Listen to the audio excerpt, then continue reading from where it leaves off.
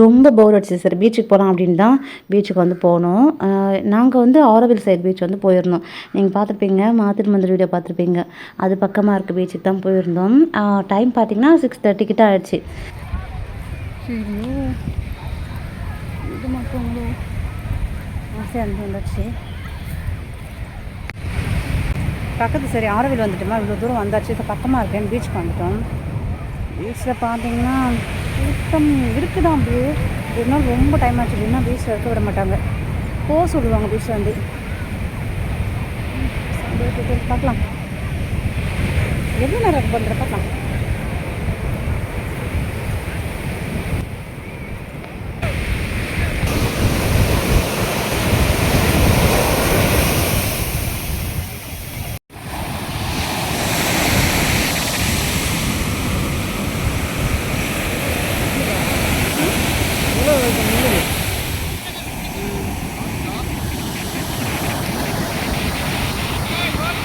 Mostly வந்து நாங்கள் 6 மேலே பீச்சுக்கு போக மாட்டோம். ரொம்ப ரேர் தான். அப்படி போனால் கூட 5:30 அந்த மாதிரி நாங்கள் பீச்சுக்கு போனால் 6 நாங்கள் வீட்டுக்கு வந்துடுவோம். இந்த வாட்டி வந்து 6 மேலே பீச் பார்க்க அவ்வளோ நல்லா இருந்தது. அலையோட சவுண்ட்லாம் கேட்க பயங்கரமாக இருந்ததுங்க.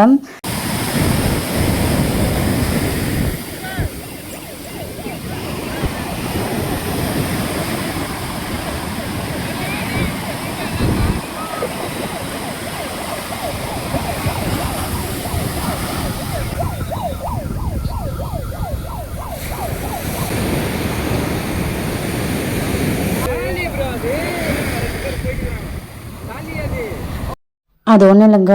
அலை வந்து அடிச்சதுக்கப்புறமா அந்த இடத்துல வந்து ஒரு வலை மாதிரி இருக்குது. நண்டு உள்ளார வந்து வெளில வந்தது. அதை தான் பார்த்து காட்டிகிட்டு இருந்தேன். குட்டி குட்டி நண்டு வந்து நிறைய கரை ஓரத்தில் இருந்தது. பார்க்க ரொம்ப அழகாக இருந்தது.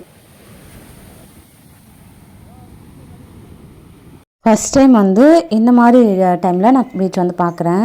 நிலாவோட ஒளியில் கடல் பார்க்க அப்படியே மின்னிட்டு இருந்துங்க. ரொம்ப நல்லா இருந்தது பார்க்கறதுக்கு. நின்று அப்படியே பார்த்துட்டே இருந்தேன். ஒரு 1 ஹவருக்கு மேலே நாங்கள் டைம் வந்து ஸ்பெண்ட் பண்ணியிருப்போம் அந்த பீச்சில்.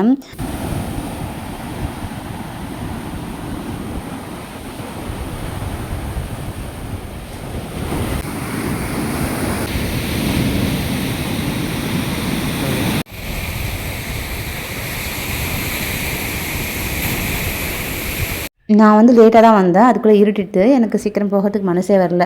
ரொம்ப நல்லா இருந்தது கடலை பார்க்கறதுக்கு அந்த நிலாவோட ஒளியில். அதனால பார்த்துட்டு அப்படியே இருந்தேன். யாருமே கடலில் குளிக்கிறதே தவிர மற்றபடி எல்லாரும் கரையிலேருந்து வேடிக்கை தான் பார்த்தாங்க.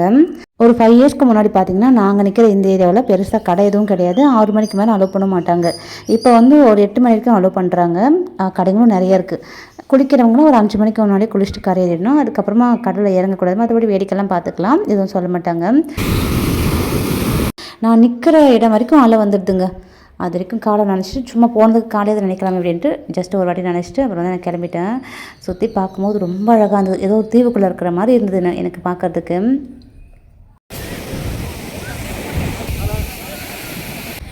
சாப்பாடு கொண்டு வராங்க சாப்பிட்றதுக்கு.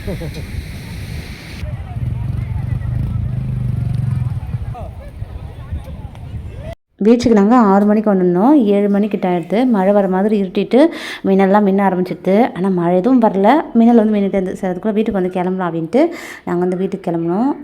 எத்தனை பேருக்கு பீச் காற்றுல ஐஸ்கிரீம் சாப்பிட பிடிக்கும் அப்படின்னு சொல்லுங்கள். எனக்கு அந்த காற்றோடு நின்று சில்லுன்னு ஐஸ்கிரீம் சாப்பிட ரொம்ப பிடிக்கும். ஃபிஷ்ஷை தான் ட்ரை பண்ணி விற்றுட்டு இருந்தாங்க. பட் அதெல்லாம் நாங்கள் வந்து வாங்கி சாப்பிடல.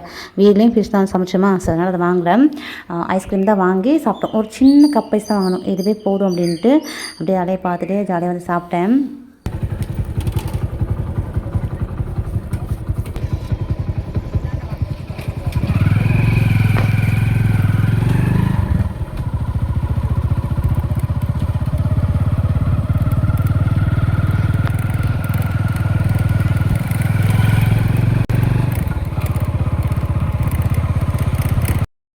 ஜூஸ் வந்து குடிக்கலாம் அப்படின்ட்டு ஜூஸ் கடைக்கு வந்து வந்தோம். எனக்கு அப்புறம் ஜூஸ் குடிக்கிறது பிளானே இல்லை. சரி ஓகே நம்ம ஐஸ்கிரீம் சாப்பிட்டோம். அது சில்லுன்னு ஏதாவது சூடாக குடிக்கலாம் அப்படின்ட்டு ஒரு பாதாம் பால் வந்து ஆர்டர் பண்ணியிருந்தோம். பாதாம் பால் சூப்பராக போட்டு கொடுத்தாங்க. இதுவே வந்து சூடான பாதாம் பால் அப்படின்னா நிறைய பாதாம் இருக்குது. சில்லுன்னு அந்த கூல்ட்ரிங்க்ஸ் வாங்கி குடிக்கிறோம் இல்லையா, அது வெறும் பால் தான் இருக்குது. பாதாம் எசன்ஸ்ன்னு நினைக்கிறேன். இதுலேயும் எசன்ஸ் போட்டிருப்பாங்க தான். ஆனால் நிறைய பாதாம் இருந்தது. அது வாங்கி அப்படியே குடிச்சு முடிச்சுட்டு பக்கத்துலேருந்து பேக்கரிக்கு போயிருந்தோம். எனக்கு ரசமலாய் தான் உசுருங்க. ரசமலாய் பார்த்தோன்னே எனக்கு ரொம்ப ஆசையாக இருந்தது. ஸோ ரசமலாய் வாங்கி சாப்பிட்லான்ட்டு நிறைய கடையில் கேட்டோம். ஆனால் எங்கேயுமே கிடைக்கல. இந்த பேக்கரியில் கிடச்சி தான் சரி ஒன்று வாங்கி சாப்பிட்லான்னு சாப்பிட்டோம். ரசமலாய் எனக்கு அவ்வளோ பிடிக்கல. டேஸ்ட் வந்து கொஞ்சம் ஓகே தான் இருந்தது. இதுவே ஒரு மேரேஜ் ஃபங்க்ஷனில் சாப்பிட்றோன்னா டேஸ்ட் நல்லாயிருக்கு. ஆனால் இது இன்னும் டேஸ்ட் ரொம்ப கம்மியாக தான் இருந்தது. ஸோ ஓகே அப்படின்ட்டு ரசமலாய் வந்து சாப்பிட்டேன். நானும் என்னோடய ஹஸ்பண்டும் ஷேர் பண்ணி சாப்பிட்டோம்.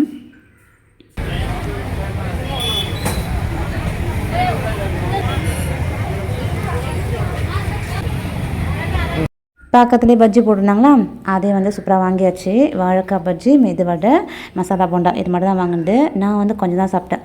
ஏன்னா பாதாம் பால் அதுக்கப்புறம் ரசம்லாம் சாப்பிட்டது எனக்கு கொஞ்சம் ஒரு மாதிரி இருந்தது. எனக்கு வேண்டான்னு சொல்லிட்டு என் ஹஸ்பண்டுக்கு கொடுத்துட்டேன். அவங்க தான் வந்து சாப்பிட்டாங்க. அவங்க தான் வாங்கினாங்க சாப்பிட்றதுக்கு. நான் சும்மா அதுலேருந்து கொஞ்சம் எடுத்துக்கிட்டேன்.